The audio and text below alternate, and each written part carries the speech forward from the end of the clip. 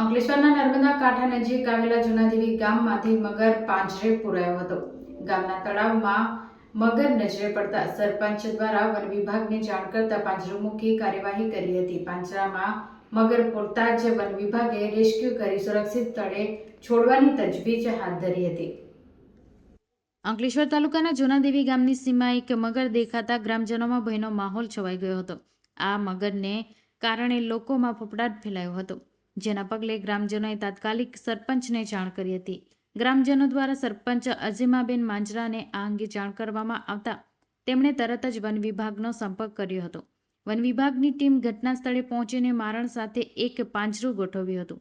મારણ કરવા આવેલા મગર ગોઠવેલા પાંજરામાં ફસાઈ ગયો હતો. મગર પકડાયાના સમાચાર મળતા જ તેને જોવા માટે મોટી સંખ્યામાં લોકો ઉમટી પડ્યા હતા.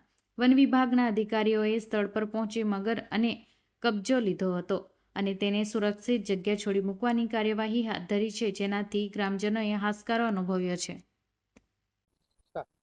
નમસ્કાર, હું બીમોપ વન વિભાગ અંકલેશ્વર તરફથી ગતરોજ દીવા ગામના સરપંચ શ્રી તથા તલાટી શ્રીની રજૂઆત મળેલ અત્રેના વિભાગને કે તેઓના ગામના તળાવમાં મગર દેખાઈ આવે છે અને તેમાં પશુપાલન કરતા લોકો તેમાં તેઓના પશુ જતા હોય તો તેમને ઈજા થવાની અથવા તેના મૃત્યુનો ભય રહેલો હોય તો તેના રજૂઆતના આધારે અત્રેની રેન્જ દ્વારા ડીવી ડામોર સાહેબ આરએફ અંકલેશ્વરના માર્ગદર્શન હેઠળ અમે એક પિંજરું ગોઠવેલ હતું.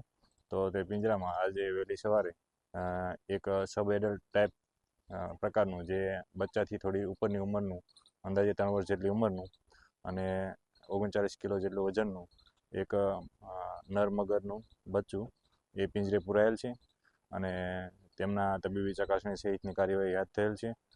મહેરબાન નાયબ વન સંરક્ષક શ્રી ભરૂચ નાઓની સૂચના અનુસાર તેઓને હવે પછી આગળની ધોરણસરની કાર્યવાહી કરી અને કુદરતમાં મુક્ત કરવાની તજવીજ હાથ ધરેલ છે.